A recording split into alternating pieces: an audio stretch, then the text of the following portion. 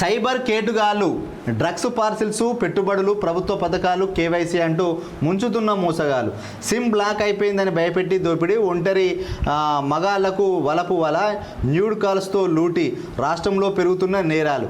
రూపాయలు లక్షలు కోట్ల మేర పోగొట్టుకుంటున్న ప్రజలు. బాధితుల్లో ఎక్కువ మంది బాగా చదువుకున్న వారే.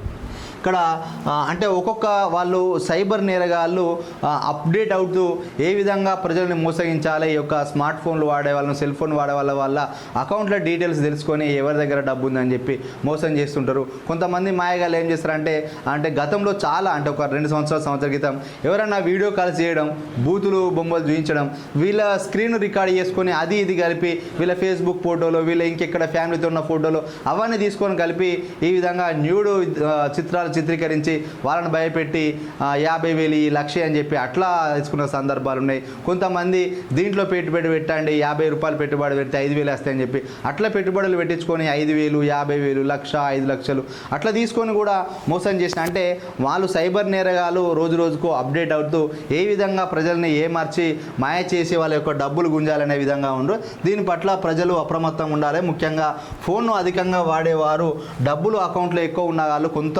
జాగ్రత్తగా ఉండాల్సిన అవసరం ఎంతైనా ఉంది.